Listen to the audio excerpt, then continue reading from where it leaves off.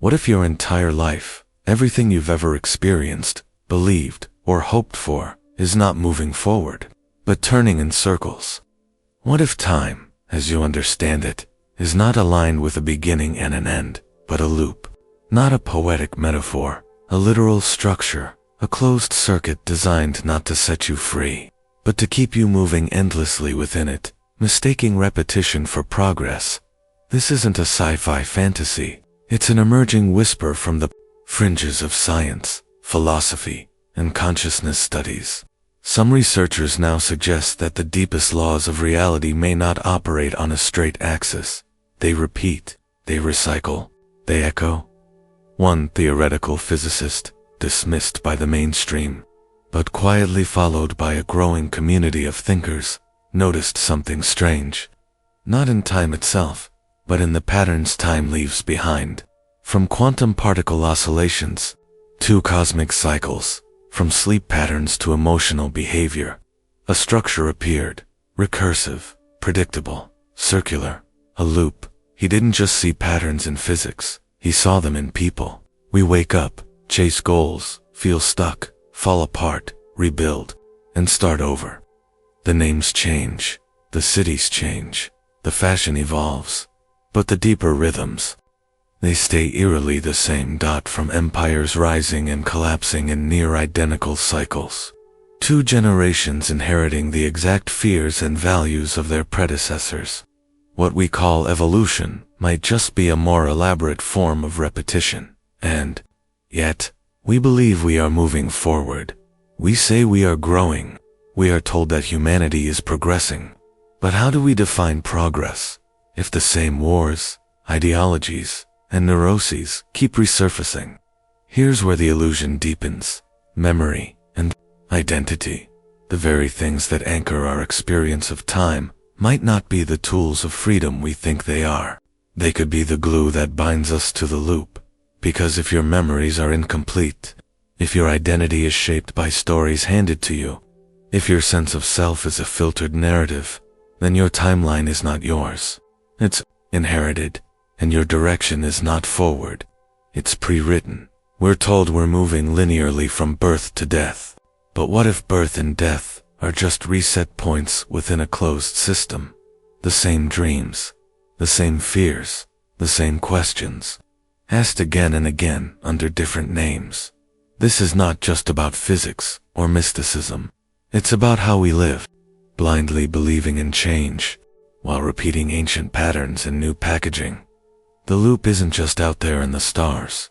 It's in your morning routine, in your relationships, in the way you sabotage yourself just before breakthrough, in how you keep meeting the same person in different bodies, playing out the same emotional choreography. The loop is subtle, invisible. It keeps you running, but never arriving. And here's the hardest truth. The loop persists, not because of external control, but because we don't realize we're in it. Not yet. But the cracks have started to show. And for those willing to look beyond the illusion of progress, something else is becoming visible. A doorway, not out of time, but out of identification with time. And through that doorway begins the unraveling. Long before modern science developed telescopes and particle accelerators, ancient civilizations were already observing something fundamental about existence. That life doesn't unfold in a straight line. It spins, it spirals, it returns. The Egyptians didn't speak of time as something that moves forward. To them, life was a cycle. Birth, death, rebirth, governed by celestial rhythms. The sun rose, fell, and rose again. The Nile flooded, receded, and flooded again. Every ritual, every structure, every symbol they left behind reflected this deep belief in cosmic repetition. The Mayans went further. Their calendar didn't just measure time, it mapped the cycles of consciousness. They didn't predict the end of the world, they predicted the end of a cycle. Because for them, history wasn't a book with a beginning and end, it was a wheel. In Hindu cosmology, the universe is said to pass through for massive ages, or ugas, from the golden age of truth to the dark age of ignorance, only to reset and begin again. These aren't vague metaphors. They represent a belief in recursive cosmic evolution, where even time is reborn, and threaded through these cultures is the symbol of the Ouroboros, the serpent eating its own tail, a single image that has appeared independently in Egypt, Greece, India, and alchemical texts. It speaks one message: what ends, begins; what dies, returns. But these weren't just spiritual ideas. They were philosophical maps of reality, maps we've since discarded in favor of a mechanistic, linear worldview. Modernity trained us to think in progress bars and timelines, from school grades to technological innovation to the so-called march of civilization. We are taught to move forward, faster, smarter, newer. But beneath this cultural programming, something else is visible, if we dare to see it. Fractals, geometric shapes that repeat endlessly, no matter how far you zoom in or out, are now recognized in everything from leaf veins to river networks, lung structures to neural pathways. Nature speaks in recursive designs. The same patterns echo from the microscopic to the cosmic dot. Sacred geometry, once dismissed as mysticism, is being re-examined through the lens of physics and mathematics. Why does the golden ratio appear in hurricanes, galaxies, and the human face? Why does the Fibonacci sequence underlie growth in seashells and sunflowers? Even DNA, the very code of life, replicates through recursive spiraling, a double helix that repeats itself with uncanny precision. Weather systems loop, hormonal cycles reset, emotions recycle unless consciously interrupted. On the cosmic scale, galaxies form in spirals. The entire observable universe appears to have a structure, not chaotic, but elegant. Mathematical, patterned science, like mythology, is beginning to whisper what the ancients shouted. The universe moves in cycles. But here's the deeper truth. We've forgotten how to listen. We no longer read the patterns. We suppress them. We call them superstitions, coincidences, or random fluctuations. Yet, when the same relationship fails in a new body, when the same political manipulation returns in a new language, when the same existential dread in a different decade, the loop is calling us to remember. The forgotten language of patterns is not written in words. It's written in rhythms, in energy, in repetition. Our ancestors lived by these rhythms. We live by algorithms. The further we've moved from these natural cycles, the more fragmented we've become. And in this fragmentation, we've lost the capacity to perceive the larger loop we're embedded in, not just as individuals, but as a species. Not just biologically, but spiritually. We keep asking, what's next? But maybe the more important question is, what's repeating? And if it is repeating, then what part are we playing in it? We've been trained to think progress is the opposite of the past. But what if real progress is remembering?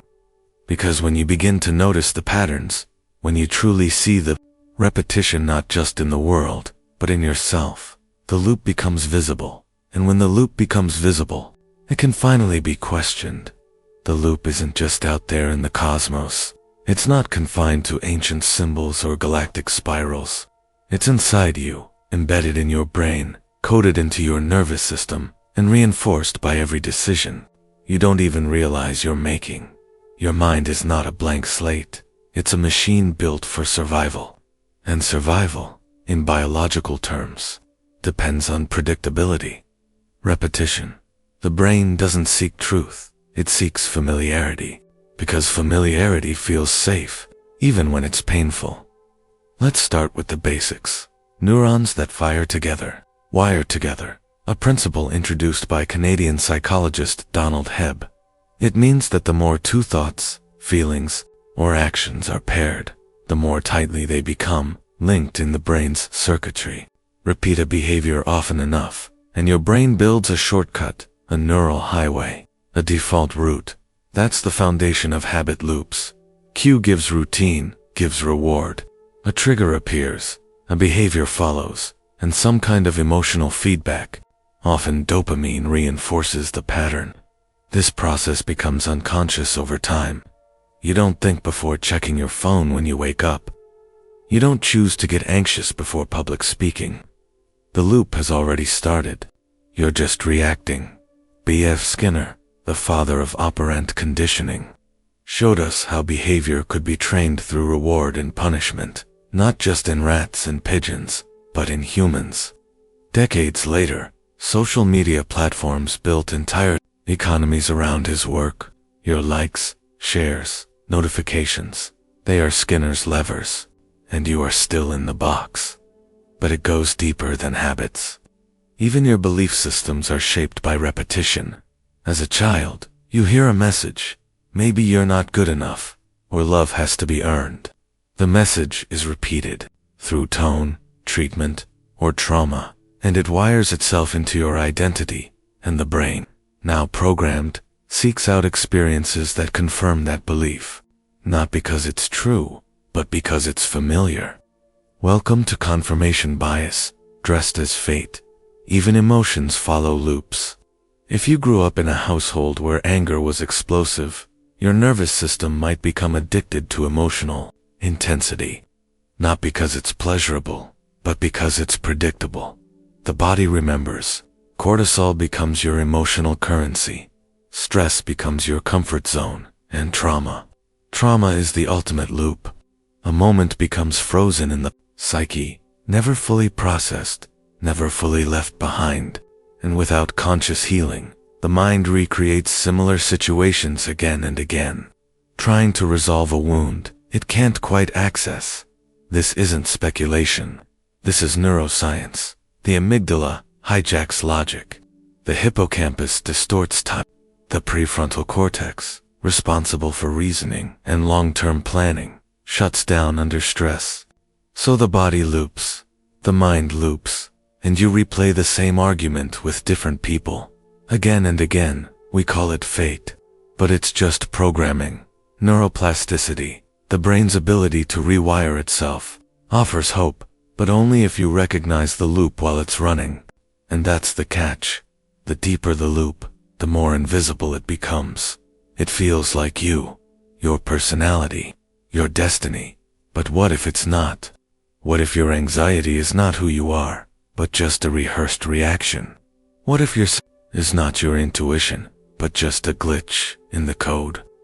What if your entire identity is built on a loop that never belonged to you in the first place? The brain isn't static, but it is stubborn. It doesn't break loops easily, because loops are energy efficient.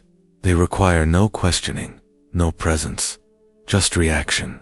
And the system, internal and external, thrives on your autopilot. You think you're making decisions. You're often just following scripts, scripted by parents, by culture, by trauma, by algorithms. You are not broken. You're running code, and the code repeats. Zoom out far enough, and the mind begins to look like the cosmos, fractal, recursive, self-referintial, jot, just like the spiral galaxies, just like the eternal return. Just like the myths you thought were stories, but were actually mirrors. You are a loop inside a loop, a human inside a pattern, inside a system. And if the brain is a fractal reflection of the universe, then maybe the only way to break the outer loop is to first interrupt the one within. The walls of reality feel solid. The laws of physics appear stable. You breathe, eat, sleep, wake, and assume the world around you is real, because it behaves predictably. But what if predictability isn't proof of reality, but a symptom of design? This is where simulation theory begins. Not as science fiction, but as a serious philosophical and scientific proposition. Nick Bostrom, a philosopher at the University of Oxford, proposed what is now one of the most unsettling hypotheses in modern thought. If any civilization develops the capacity to run hyperrealistic simulations of reality, and if they run even one, then statistically, it's overwhelmingly likely we are already inside one, because simulated beings would vastly outnumber biological ones. The logic is airtight. The implications are horrifying. It means your memories could be code, your pain, a program, your identity, a design choice. But simulation theory isn't new. It's a modern echo of ancient insight. Plato described a group of people imprisoned in a cave, seeing only shadows projected on a wall, mistaking those shadows for reality. He wrote that if one of them escaped and saw the real world, he would be rejected, not enlightened, by those still inside. To them, the illusion was safer. Advaita Vedanta, an ancient Indian non-dual philosophy, teaches something even more radical. It claims that the world we perceive is Maya, illusion, and that only consciousness is real. Everything else is a projection, like light on a screen, not unreal, but misunderstood. This perspective blurs the boundary between science and mysticism, between code and karma, between simulation and samsara. And it raises a chilling question. If we're in a simulation, is death an escape or just a reset? Think about how video games work. When your character dies, you respawn, new body, new level, same engine. Now consider your own life. The recurring partners who echo old wounds, the career failures that mirror previous chapters, the childhood fears that show up in adult relationships. You think it's growth, but what if it's recursion? Déjà vu, that eerie sense of having lived a moment before. Dreams that feel more vivid than waking life. Near-death experiences that dissolve time, space, and ego. Children who recall lives they couldn't possibly have lived. Are these glitches, fragments of another loop, or proof that we're moving through pre-coded storylines? Reincarnation, once dismissed as religious superstition, now has a strange scientific resonance in a simulated framework. If consciousness is data, even if it's non-physical data, then perhaps it is transferable. Not in the mystical sense, but the informational one. And if that's true, then this reality, this life, this story, might be one version of many. Not the first, not the last. Just one loop among infinite recursions. This doesn't mean your experience is fake, but it does mean it might not be final. It might be constructed, and construction means intention, which leads us to another terrifying possibility. If we are inside a simulation, then who or what is running it?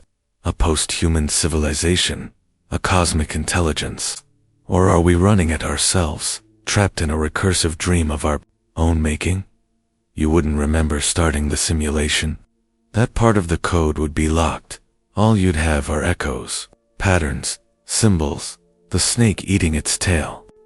The hero's journey, the repeating tragedies of empires, the myths we pass down, the fears we inherit, the deep, quiet suspicion that we've been here before.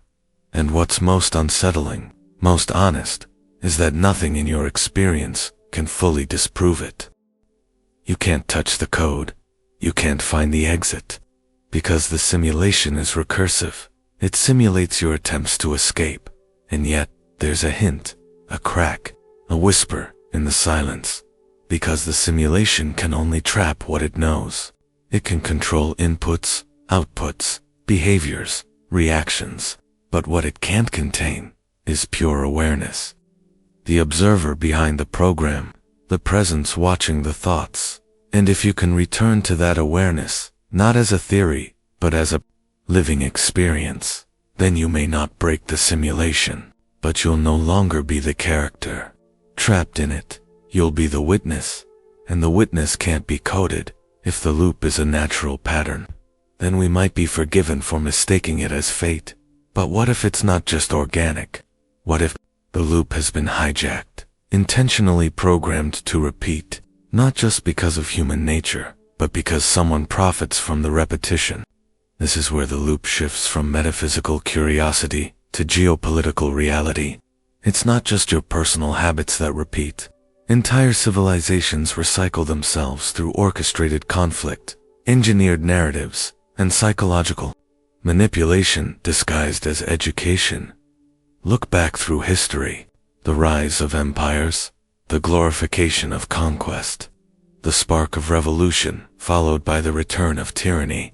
Different flags, different slogans, but the same cycle. Control, collapse, rebuild, repeat. Each time, we believe this version is different. This system, more advanced. This democracy, more free. But the patterns never lie.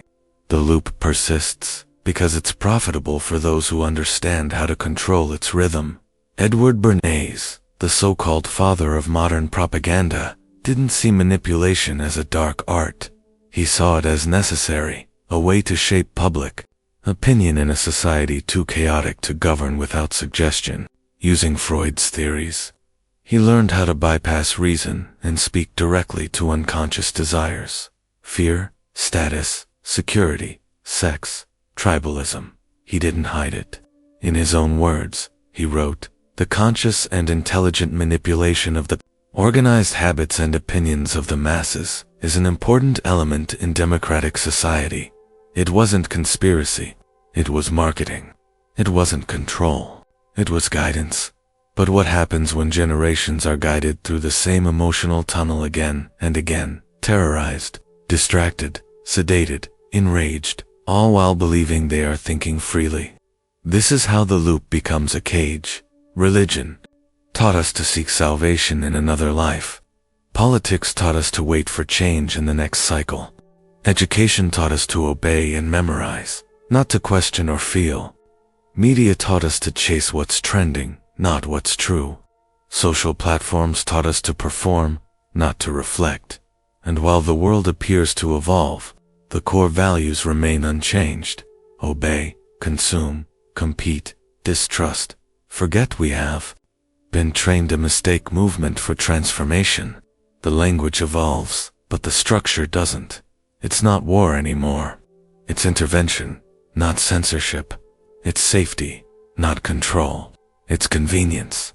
George Orwell warned us about this in 1984, The Rise of Doublespeak, where language doesn't reveal meaning, it conceals it. And now, with algorithms guiding what we see, hear, and think, the loop has gone digital. You search, it learns. You react, it refines.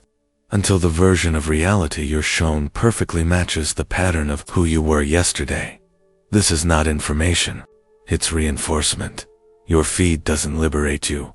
It mirrors you, keeping you emotionally tethered to your biases, your tribe, your narrative.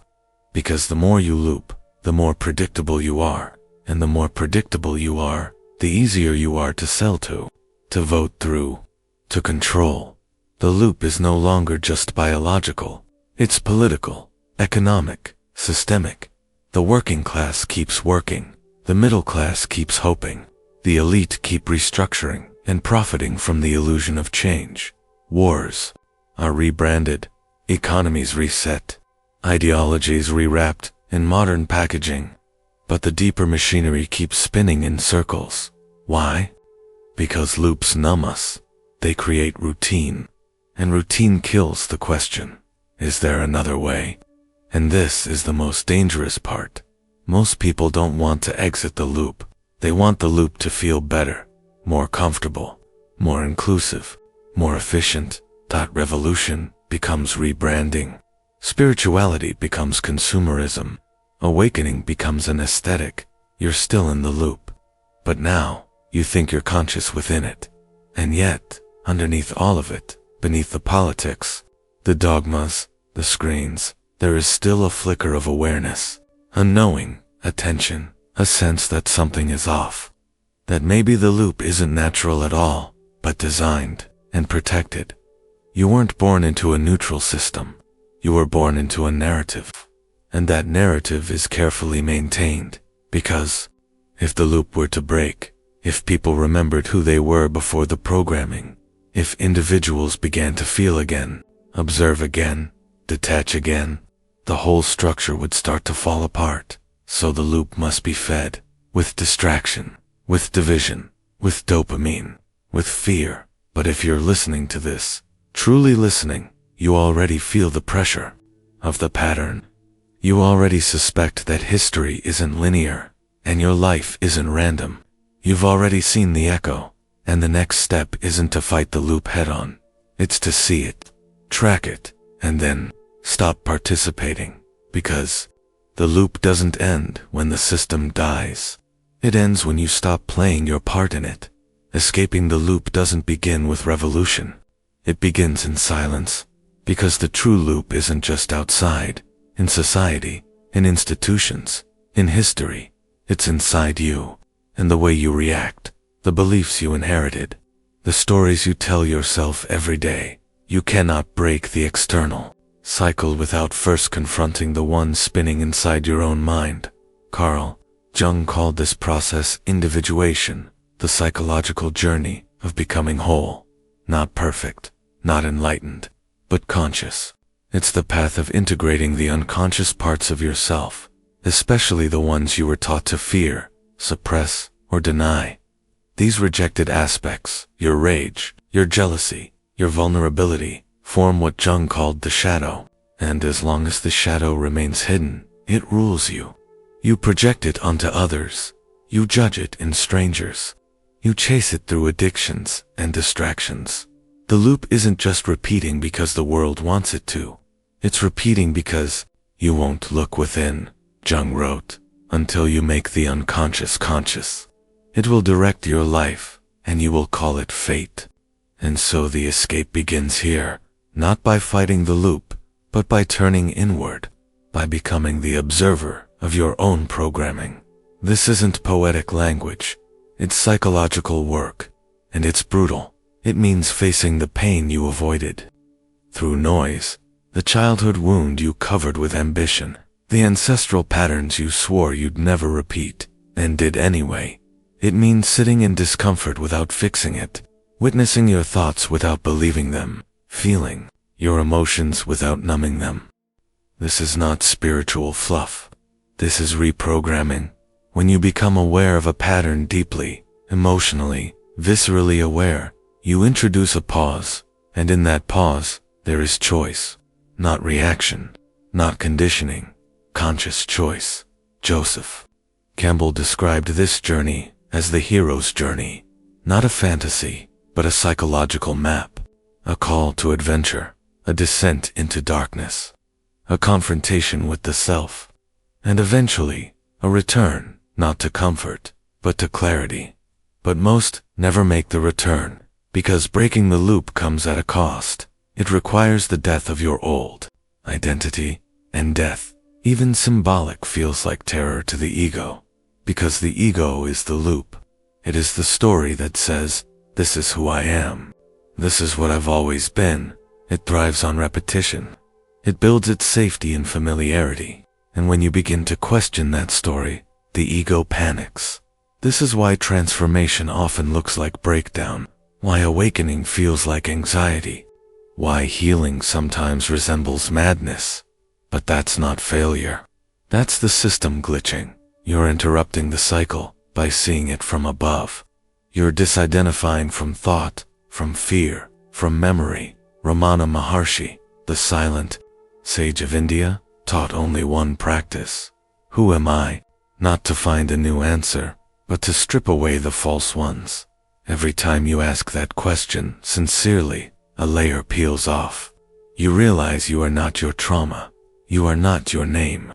You are not your history. You are the one observing it all. That awareness, still, quiet, unshaken, is the key to loop disruption. Because the loop can only control what it can define. And pure awareness cannot be defined. It has no story, no pattern, no past. It is not personal. It simply is. This is why mindfulness isn't a trend. It's a weapon, not against others, against unconsciousness. Meditation is not escape. It's observation. Self-inquiry is not self-obsession. It's self-dissolution. When you stop running from silence, you start hearing the echo of the loop. And the moment you hear it, really hear it, it begins to lose power. Because the loop thrives in darkness. It dies in awareness. This is the great paradox. You don't escape the loop by doing more. You escape by seeing more, seeing your thoughts before they become beliefs, your emotions before they become behaviors. Your pain before it becomes identity. It's slow, it's uncomfortable, it's lonely, but it's real, and once the inner loop breaks, the external world starts to bend with it. We return now to the question that started everything. What if time, the most fundamental structure we base our lives on, isn't real in the way we believe? Not long ago, a theoretical physicist presented an idea that was quietly dismissed by mainstream academia, but quietly circulated among consciousness researchers. His proposal was simple, unsettling, and almost impossible to disprove. Consciousness is not inside time. It only appears to be. He wasn't referring to the subjective flow of time, the way minutes feel longer when we're anxious or shorter when we're in love. He meant something deeper, something ontological. According to this theory, time is not the backdrop against which consciousness unfolds. Time is a projection within consciousness itself. Consciousness does not exist within the timeline. It is the screen on which the timeline is projected. He argued that what we experience as linear progression, past to present to future, is actually a mental construct, filtered through memory. And memory itself is not proof of sequence, but merely evidence of encoding. You believe you're moving through time, but all you're actually doing is accessing a series of impressions, neural bookmarks arranged in a narrative. Take away memory, and time collapses. This aligns eerily with ancient non-dual teachings. Advaita Vedanta describes the self, not the ego, but the pure witness, as eternal and unchanging. In this tradition, the only thing that's real is the observer, the knower, the awareness that watches experience rise and fall. The physicist went further, proposing that consciousness isn't just timeless, it may also be dimensionless. It doesn't exist in space, either. What we call space and time are both emergent properties, not fundamental ones. This maps onto ideas from quantum physics. The observer effect shows that the very act of observing a particle changes its state. At the subatomic level, reality doesn't settle until it is perceived. That's not poetic language. That's experimental science. The physicist connected this with retrocausality, the phenomenon where future events appear to influence past states, suggesting that cause and effect aren't as fixed as we assume. In such a universe, the idea of a continuous, objective timeline collapses. The past is no more real than the future. Both are possibilities rendered real only in observation. Which brings us back to the loop. If consciousness exists outside time, and time is just a sequence of perceptions, then perhaps the loop isn't a prison, but a pattern, a code running inside the simulation of time, visible only because the observer chose to focus on it. What happens when the observer stops identifying with the timeline? What happens when you realize that you are not the character moving through time, but the stillness watching the character evolve? The physicist called this disidentification from sequence, a mental decoupling, a stepping back. He claimed that in this state, the sense of self dissolves, not in a terrifying death, but in a profound return, a return to the ever-present field that was always there, behind the thoughts, behind the emotions, behind the memories. If this is true, then you were never born in the way you think, and you will never die in the way you fear, because birth and death, like past and future, are frames in a film strip, and you, the awareness, are not in the film. You're the light projecting it. This is not a religious claim. It's not wishful mysticism. It's a direct confrontation with the most ignored truth in science and spirituality alike, that everything we call real time, space, thought, self, is context, not content, and consciousness is the context of all contexts. When the observer realizes this, not just intellectually, but experientially, the loop begins to lose its grip, because the loop cannot trap the one who is no longer playing. Inside the story, the physicist vanished from public discourse not long after sharing this theory. Some say he burned out. Others believe he chose silence, realizing that some truths cannot be forced, only discovered. But he left behind a message. You are not late. You are not early. You are not moving. You are watching. And the moment you remember that, the script begins to unravel. Freedom is a seductive idea. We romanticize it in stories, celebrate it in politics, and claim to pursue it in our personal lives. But real freedom, the kind that breaks the loop, isn't glamorous. It's devastating. Because the first thing awakening destroys is not the system, it's you. To step out of the loop, you have to stop playing the role you were given. That means letting go of the identity you've spent a lifetime constructing. The version of you built on cultural norms, inherited values, and social validation. Most people can't do it, because identity isn't just a costume, it's a survival mechanism. You believe what you believe because it kept you safe. You act how you act because it gained you love. You follow the loop because it gives you belonging.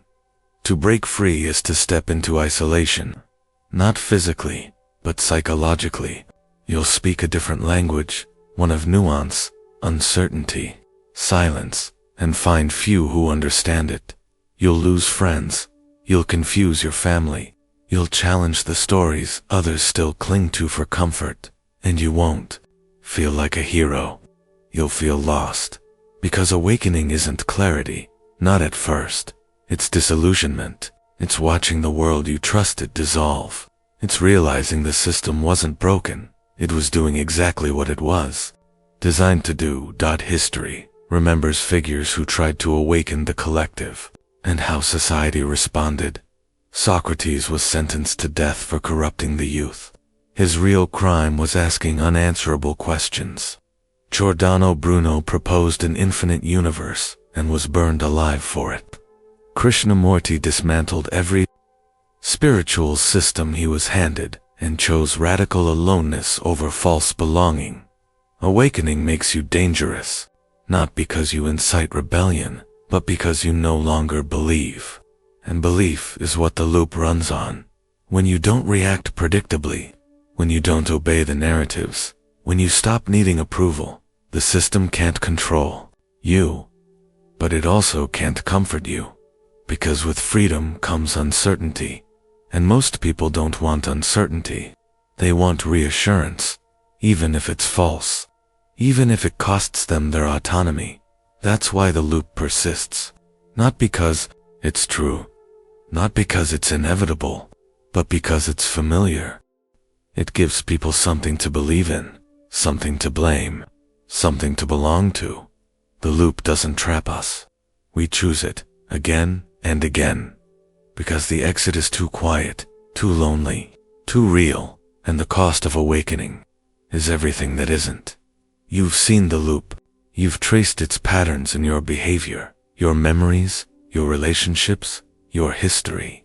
You've watched it spin in religion, in governments, in ideologies dressed up as freedom. You've begun to notice it not just around you, but inside you. And now, one question remains. If you're not the loop, what are you? You are not your past, because your past is a memory, and memory is not truth. It's a story the mind keeps retelling. You are not your body, because your body is constantly changing, aging, decaying, regenerating. You are not your thoughts, because thoughts come and go, but something in you stays. You are not even your identity, because identity shifts, bends, breaks under pressure. It is fluid, and yet, you remain so. What is this you that sees it all? Across mysticism, quantum theory, and consciousness research, the answer is echoed, not explained. You are the witness, not the actor, but the stage, not the sound, but the silence behind it, not the data, but the field in which the data appears. You're not in the loop is in you. All your life, you've been taught to identify with form, to believe you are this role, this face, this mind. But what if the mind is just a user interface, a tool, not a self? You've mistaken the movie for the screen, the wave for the ocean, Science is slowly catching up. Quantum physicists admit that consciousness may be non-local, not confined to the brain, not bound by time. The observer doesn't just watch reality, it creates it, and that observer is not personal. It doesn't belong to you. It is you. The mystics have said the same for millennia. Ramana Maharshi asked, "Who am I?" and found silence to be the only honest answer. The Tao Te Ching begins with a warning. The Tao that can be named is not the eternal Tao, because the moment you label what you are, you reduce it. You drag it back into the loop, so don't name it, don't grasp it. Just watch.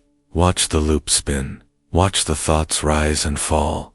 Watch the identity perform its routine. And in that watching, remember, not as a new belief, not as a dogma, but as a quiet recognition.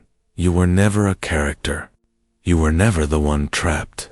You were the stillness behind the movement, the awareness behind the pattern, the canvas beneath the story. And the moment you remember that, the loop no longer controls you. It keeps spinning, sure, but you're no longer in it. You're witnessing it from a place it can't touch, and that is where freedom begins.